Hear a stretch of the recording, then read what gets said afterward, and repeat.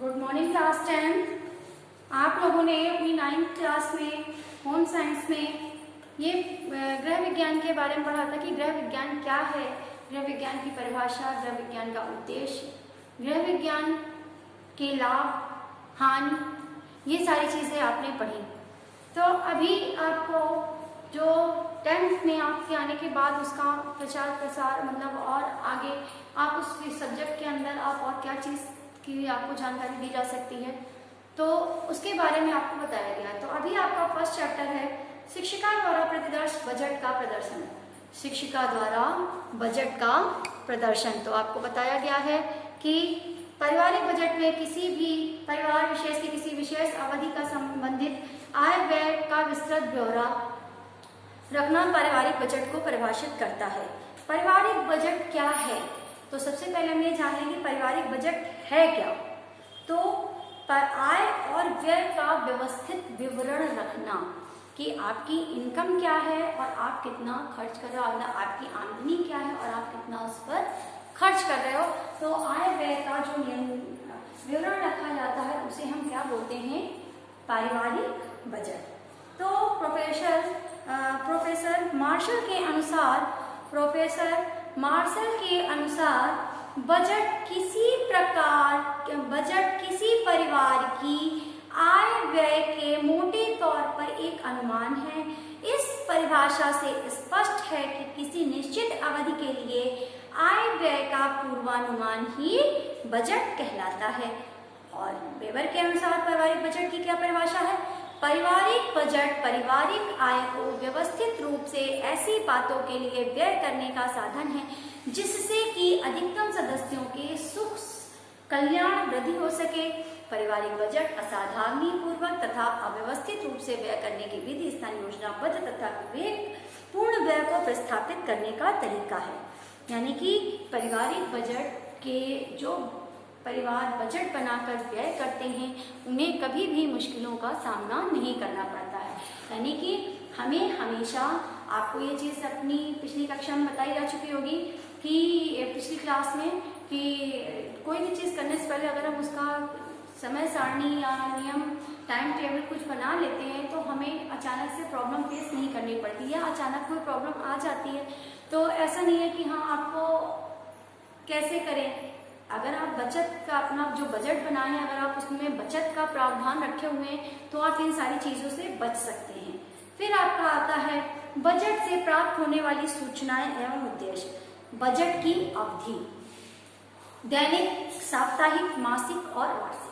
आप जो बजट बनाते हैं उसको आप 4 पार्ट में, 4 भागों में डिवाइड कर सकते हैं। कैसे? दैनिक यानी कि दिन का, आप डेली का डेली रखिए। साप्ताहिक 7 डेज का, मासिक 30 डेज का, या फिर वार्षिक भी हो सकता है 12 मंथ का। तो आप जैसा चाहें आप ऐसा बना सकते हैं। पारिवारिक आय की गणना बजट के अनुसार कुल आय कितनी है, यानी जो आपने बजट बनाया है क्या उसके अनुसार आपकी आय है जो आप व्यय कर रहे हो। फिर आपका आता है व्यय की मद। बजट द्वारा आवश्यकता व उसके अनुरूप व्यय की मदें स्वतः ही मतलब खुद ही निश्चित करनी जाती है कि आप पता आपकी बजट क्या है, आप उस पर क्या व्यय कर रहे हो, तो ये आपको स्वयं ही निश्चित करना होता है। फिर आवश्यकताओं का निर्धारण कि हमारे परिवार में कितने सदस्य हैं, उनकी अवधि मतलब कितना उन पर हम खर्च कर रहे हैं, किनकी, इन सारी चीज़ों का हमें विवरण होना चाहिए। फिर बचत, कोई भी प्रावधान, कोई भी बजट आप बनाएं उसमें आपको बचत रखना अति आवश्यक है। मोस्ट इम्पॉर्टेंट टॉपिक होता है बचत। बचत एक ऐसी चीज है आय और व्यय का पूरा विवरण रखने से हो पाती है कि जब आप बिना विवरण रखे, बिना उनका टाइम टेबल बनाया खर्च करते चले जाते तो आपको ये नहीं पता चल पाता कि आप कितना खर्च कर रहे हो। और फिर बाद में सिचुएशन ये आ जाती है कि आपके पास इमरजेंसी चीज के लिए आपके पास धन नहीं होता है या फिर लेने की नौबत आ जाती है कि आप किसी दूसरे से लेते। इसके लिए ये कि आपको बजट बनाकर चलना चाहिए। तो जब आप बजट बना के चलते हो तो आपको पहले से ही पूर्वानुमान हो जाता है, पहले से ही ज्ञात रहता है कि हम इन सारी चीज़ों पे हमारा इतना व्यय हो रहा है और इतना व्यय करने के बाद हमारा ये बच रहा है। तो बचत अति आवश्यक है। बजट के प्रकार संतुलित बजट, घाटे का बजट और बचत का बजट। संतुलित बजट वो बजट कहलाता है जिसमें आय व्यय का प्रावधान बराबर से होता है, मतलब जितनी आय है उतना व्यय है। तो हम ऐसे बजट को क्या कहते हैं? ना उसमें ऋण लेना पड़ता है और ना उसमें बचत हो पाती है। यानी कि 10 रुपए मैंने कमाए, 10 रुपए खर्च कर दिए, तो इसमें बैलेंस बराबर रहा। इसे हमने क्या कहा? संतुलित का बजट, संतुलित बजट सॉरी। अब घाटे का बजट किसे कहते हैं? इस बजट में आय कम तथा व्यय ज्यादा होता है। जैसे आप समझ सकते हो कि मान लिया कोई मंथली इनकम 10,000 5,000 अगर उसकी सैलरी है और उसके पास खर्चे हैं 15 के, तो आप सीधे से गैस कर सकते हो उसका 5,000 हो, यानी कर्ज का रेडी हो जाएगा, वो किसी कर्जदार हो जाएगा। तो ऐसा बजट हमारा क्या कहलाता है? घाटे का बजट। फिर आता है आपका बचत का बजट। सबसे उत्तम बजट कौन सा होता है? सबसे अच्छा बचत का।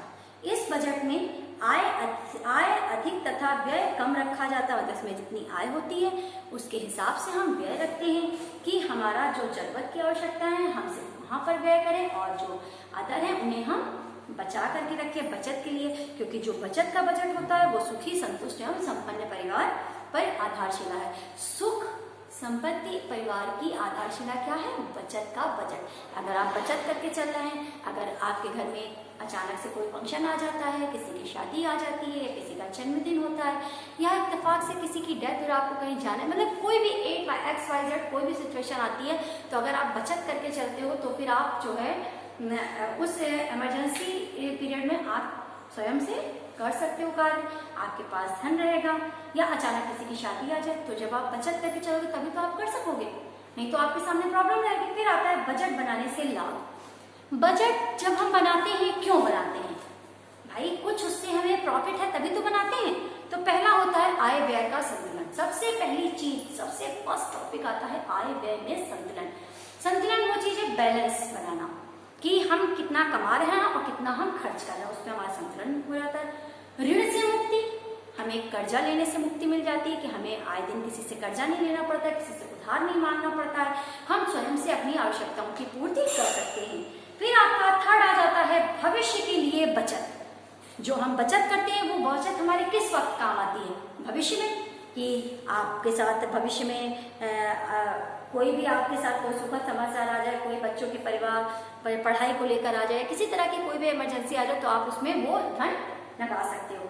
आवश्यकताओं की पूर्ति, बजट बनाने से हम अपने परिवार में रहने वाले प्रत्येक सदस्यों की आवश्यकताओं की पूर्ति कर सकते हैं। मान लिया परिवार में आपके 4 सदस्य हैं या 8 सदस्य रहते हैं, आप ज्वाइंट फैमिली में हो या सिंगल हो, जैसे भी हो, अगर आप साथ में रह रहे हो तो आपकी फैमिली में बहुत सारे लोग होते हैं। आप उसमें सबकी अलग अलग सोच भी होती है, अलग अलग सबकी धारणाएं, अलग अलग सबका रहन सहन है। अब आप सबको खुश करने के लिए आवश्यकताएं भी सबकी अलग अलग होती हैं, तो उन आवश्यकताओं की पूर्ति के लिए जब आप टाइम टेबल, आप समय सारणी बनाकर चलोगे तभी आप सभी की आवश्यकताओं को पूर्ति कर सकते हो। अनावश्यक व्यय पर रोक, सबसे जरूरी चीज होती है कि जो आप वेस्ट यूज करते हो ना, कि मतलब बिला वजह आप खर्चा कर रहे हो, उस चीज की जरूरत नहीं है फिर भी आप खर्चा कर रहे हो, उस चीज पे आपकी रोक लग जाती है। पारिवारिक सुख शांति, क्योंकि देखिए जब आपके पास सारी चीजें बैलेंस में होंगी तो कभी झगड़े नहीं होंगे, वो परिवार सुखमय रहेगा, वहां सुख शांति होगी, वहां का वातावरण अच्छा रहेगा। फिर आपका आता है बजट की व्यय में मुख्य मदें। जब बजट बनाते हैं तो इसमें हमारी मुख्य मद कौन सी होती है? सबसे पहली होती है हमारा भोजन। भोजन क्या है? मनुष्य की सर्वाधिक महत्वपूर्ण मद है।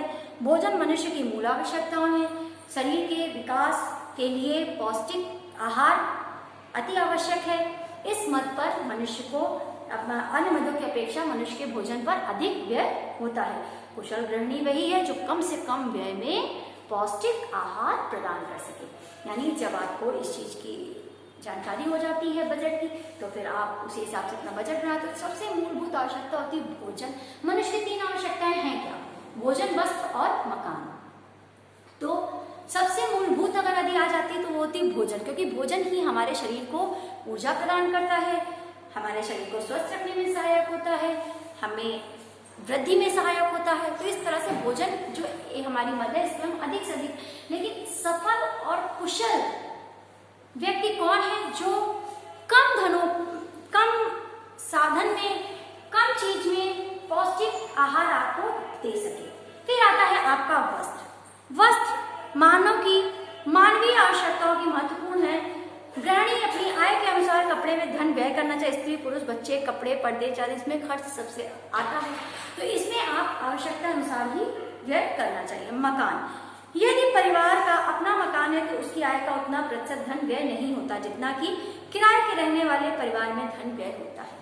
तो इसलिए मकान भी मनुष्य का सकता है कि अगर यदि आप घर में रह रहे हो तो आपको उसका रेंट देना है, अगर आप रेंट पर नहीं है तो आप उसमें तो आपको हर तरह से उस पर व्यय करना। फिर शिक्षा तथा स्वास्थ्य। शिक्षा बच्चों के लिए बहुत जरूरी है, तो बच्चों की उचित शिक्षा का प्रबंध बजट में रखना अति आवश्यक होता है। ये महत्वपूर्ण उत्तरदायित्व है परिवार का कि वो अपने बच्चों को शिक्षा दें। इसमें बच्चों की पुस्तकें, कॉपी, फीस आदि चीजों पर हमारा धन व्यय होता है परिवार के